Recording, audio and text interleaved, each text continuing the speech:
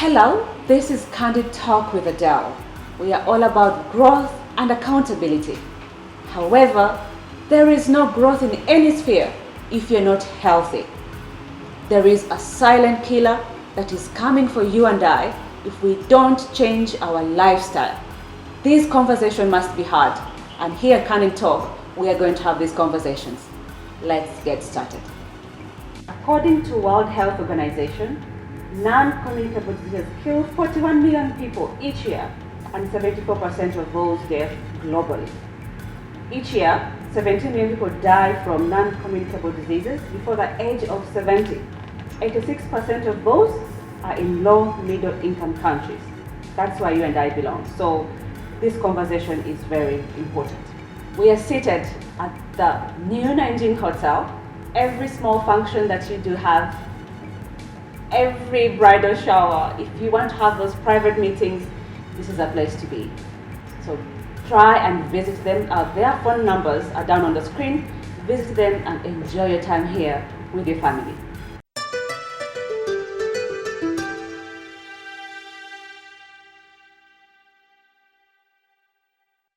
Hi. Hello. Welcome to Candid Talk with Adelle. Thank you, Adelle. I'm really happy to have you here. I'm so happy to be here. You're welcome. Thank you. All right, so this is Edith Mukantwari, who's a nutritionist, but also a diabetes advocate. Wow, that's like a whole new new CV altogether. Yeah. But happy to have you. Thank you. So, diabetes is under non-communicable diseases, Yes, it is. and would like to understand, why do you advocate for diabetes and all these things? So personally, I have had to deal with non-communicable diseases. I was the first person in my family to be diagnosed with diabetes. You look young. They always say diabetes for older people, and those are the myths we're going to talk about. Yes. I was actually diagnosed at the age of 16. Wow. Yes.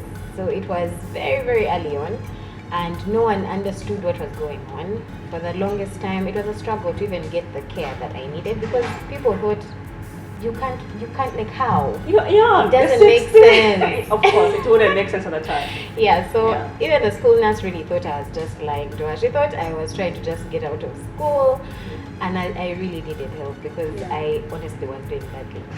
So I did go, it was years before I got to actually understand what I was dealing with. And now, because during school, it was definitely a big limitation for me. Not being able to perform to the best of my ability because I wasn't healthy enough. Yeah. So that made me realize that, there are so many other children out there who are dealing with this issue, and it's important to advocate, because how will they be able to thrive if there's no one speaking on their behalf, if there's no one who is really bringing awareness to these issues? So that's how I became a diabetes advocate, because I figured there's so much that people don't know, and it's not that they don't want to know, it's not that they don't want to help, they just don't know how to help. Yeah. So There's no information. There's no information. There's really a scarcity of information. So that's why I really love what you do, Adelle.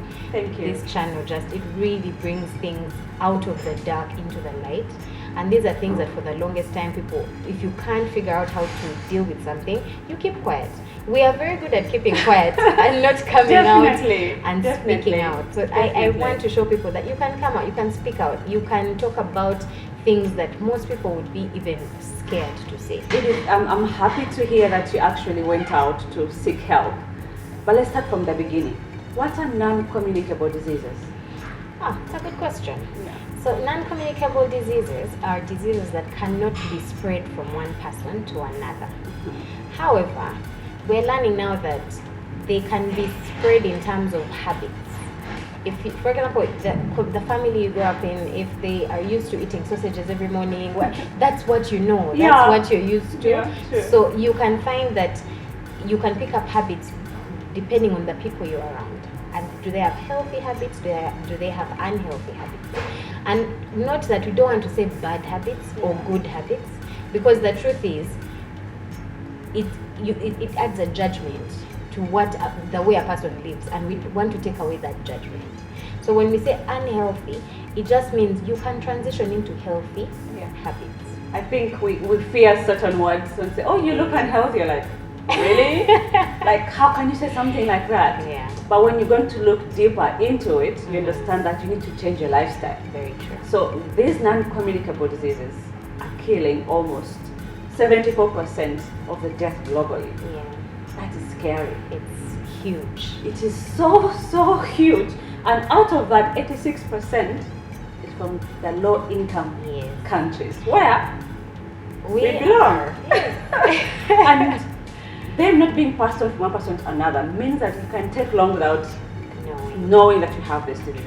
Okay, so let's get back to the categories. What are the categories of these diseases? So non-communicable diseases are quite wide. I can say there are over 100 different non-communicable diseases. But the most common ones are diabetes, hypertension, or with what we call cardiovascular disease, which affects the heart. And there's cancer in there as well. There's also mental health is a big part of that, and there's also disability. So disability also falls in a category. It's actually non-communicable diseases and disabilities. Yes. Wow. I mean, you mentioned cancer. Recently, we are seeing a rise of cancers, different cancers in young people as well. We used to think that these diseases are for the old. In those old times, we used to think they're for the old. 80 and above. 80 and above. If you have diabetes, you're old, or you. It is coming out to look like even us young people, we are susceptible to these diseases. They are not discriminated. No. How then do we handle these diseases? I know we're going to discuss nutrition later, but how do we take the time to understand where we are as individuals? That's a good question. I think first of all we need to understand what are the risk factors. Yes. What puts you at risk? So in terms of risk factors, we have what we call the modifiable risk factors, and then we have the non-modifiable risk factors. So the modifiable are the ones you can control. You can do something about it. Yeah. The non-modifiable, unfortunately, you cannot. There's nothing you can do about those. That is scary. So let's start with the non-modifiable. Yes. Because we want to get those out of the way. What are the non-modifiable risk factors? Number one is age. The older you grow, the more susceptible you are. True. So as you get into your 40s, 50s, that's when you're here, we're finding that non-communicable diseases are hitting at younger ages than in the West. In the West, they'll tell you start testing when you're 45 and above. Here, when you hit 30, please start going for your medical checkups. My 30 friends. Start going for your medical checkups. Yeah. In fact, as early as adolescence, we are finding that if you can change your habits as early as adolescence and childhood, you have a better chance and a better, you actually reduce your risk. But changing, even though you change your habits at 30, you still can reduce your risk, but it's best to start as quickly as possible. So this also goes to the parents. The parents and your children. It is up to you to make that change. Yeah. And the good thing I love about advocating, when you get one person in a family and they involve the rest of their family, you're creating a much bigger change. It's easy to influence. Exactly. Yeah. So it helps to have the head of the family is also involved in usually changing these habits, because then they stick longer. Yeah. And those that we can't. So that non-modifiable risk factors, aside from age, we have family history. Yeah. So if in your family you've had people who have had non-communicable diseases, that gives you a slightly higher risk than people who don't have that history in their family. Which is reason why you have to do the checkups early. Yes. Okay. Also talk about your family history. You know, people keep quiet when they have these things. People don't know. So you find that when you get then they say, hey, Jaja Bundi also had this. Yeah. You know, and then you never knew. So talk about your family history. Actually find out what is your family health history. What is it? Because we like talking about our family. I am the son of so and so, the grandfather of so and so. At the end of the day, also find out those grandmothers and grandfathers and great-grands and great-great-grands. What are those things? Because unfortunately, you can find out that the risk can affect you. So family history, age, yeah, you're going to grow old whether you like it or not. Another non-modifiable risk factor, I think those are the major non-modifiable risk factors. Age and family history, they have a big, they have a big effect. So now we switch to the modified. Where we have control. Yes. These are my favorite to talk about because they put the power in your hands. But now, so that all the modifiable risk factors, there's also non-modifiable risk factors, unfortunately, that include the food system, for example. If the food system does not allow you to be able to access healthy food, you don't really have much of a choice. If the foods in the food system are not healthy, for example, we're finding out recently that there's a lot of aflatoxins, which is a mold that grows on grains, and it produces what we call aflatoxins, and the foods that we are selling on some of our markets are filled with aflatoxins. Aflatoxins are a risk factor for cancer. So you find that there are some things you really have very little control over, but because now those we are depending on policy to change. You need to change policy, you need to change the way ministries are doing things. That is where now you see the investment is going into farmers being able to care for their crops better, being able to handle their crops better. But that also requires resources and also information. Very true. Yes, and that's why now you're finding that the World Health Organization, for example, is really investing in countries, investing in farmers. And they're going down to the grassroots through ministries, through different civil society organizations, and they're talking to farmers.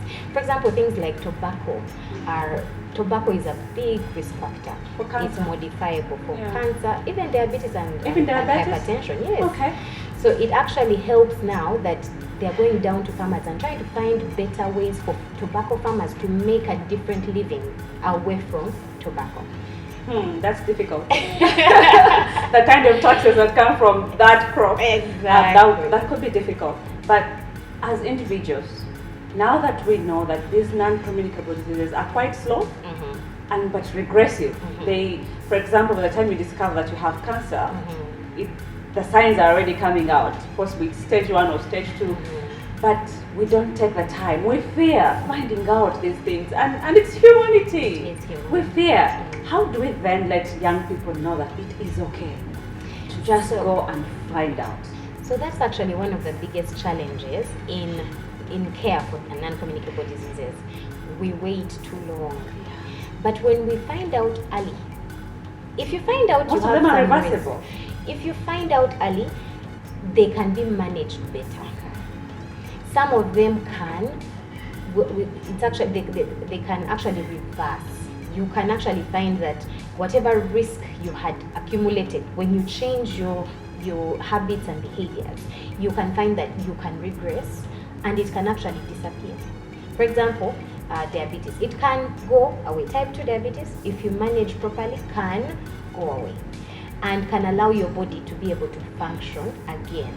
Now, the challenge though is it will most likely still come back as you age. But if you find out quick enough, you can buy yourself another 15-20 years before it comes back. You understand? Yes. So, if I may ask on that, are you making good progress? In terms of, you said you had diabetes at 16. Yes. So finding out early gave you a chance to be able to fight. It's a difficult. That one is a bit of a difficult one because there are different types of diabetes. Yes, okay. So the type that I have is called type 1 diabetes. Yeah. Now there's also type 1 diabetes tends to affect pediatric patients. Now that one is usually because the immune system has destroyed the cells that make insulin. And usually by the time you're diagnosed, at least 80% of them are gone. Okay. So that means that little 20%, also over a few 2, 3, 4 years, are also going to be destroyed in like quick, not so quickly, sometimes a year, sometimes 6 months, sometimes 2 years. But in that time, if you're diagnosed early, you find that you're using very little insulin. Usually pediatric patients have to start on insulin immediately. So you find that you can take smaller doses of insulin because your body can still support you in a small way. And also, if you try to modify your lifestyle to manage how your body is functioning, to support your body function, it also allows that function to go longer. But if you don't support it and you're eating very high processed foods and you're doing all that, it ends up actually destroying your organ faster. I see it, and it all goes back to doing the tests, finding out early, and speaking out. Yes. Because most of us are scared to speak out. So guys, non-communicable diseases are here. They are going nowhere if we don't change our habits. But also, if we don't do the tests early. And we have seen who's at risk.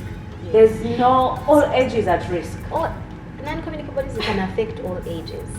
But also, the modifiable risk factors that we have not really gone into is like, for example, if you avoid smoking, if you're already smoking, try to quit.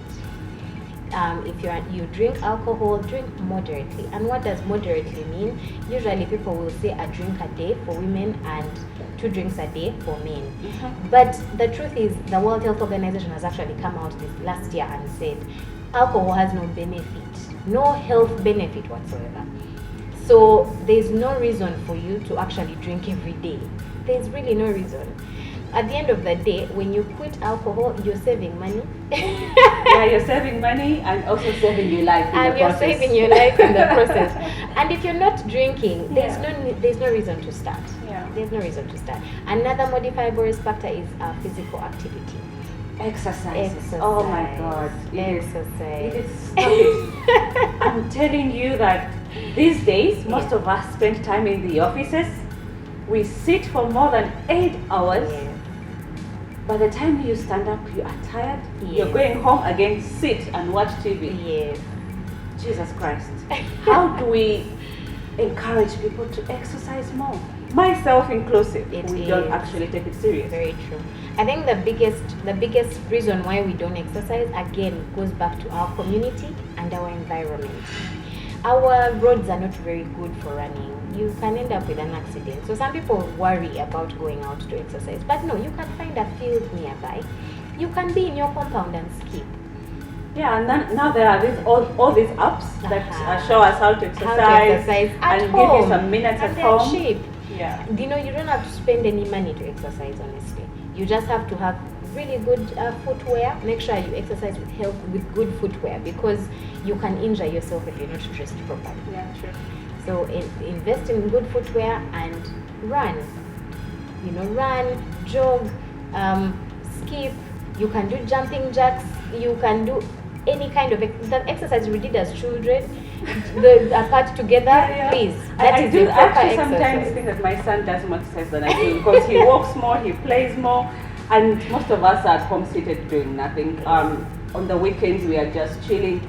Let's invest in ourselves. I think it's also personal growth and personal health. As we conclude this, what would you tell people that one thing about non-communicable disease that cannot be ignored, especially this era? Just looking at the camera. I think the one thing we need to realize about non-communicable diseases is that we are all at risk. We are all at risk. The risk might differ in terms of what level of risk, but we are all at risk. And if you hold your hand with a family member or with a community of people, it becomes easier to make those changes. Doing it alone becomes very, very difficult, because whether we like it or not, we are not islands. We work with people, we live with people, and you have to find a way to get support. In one way or another, having that support, having a peer community, is very important in making behavior change. And it's important also to look for information. Adele here is bringing information, and we're encouraging you, share this information. Share, because you have no idea how many people out there need to see what is happening. They need to know that no one is above. But if you can make those changes, you will buy yourself health, and ultimately health is wealth. Wow. This conversation, for me, it was pertinent that we have this chat. Why? Because it is happening. All ages, the young, the middle-aged, and the older. Now, I'm going to read for you something small. When you come to the 4 types that I looked at, you look at, say, heart attacks and strokes, we have about 17.9 million people globally dying annually. Cancers, 9.3 million. Chronic respiratory diseases, 4.1 million. And diabetes, 2 million. There are many more people and many other types that we have not talked about. What are you going to do about it? Today we're having these conversations. Share this video with so many other people that would want to hear this. You could save a life. In our next conversation, we still have Edith, but we're going to talk about nutrition. What can you do, something in your means, to change your life and possibly survive non-communicable diseases? See you in the next episode. Bye. Bye.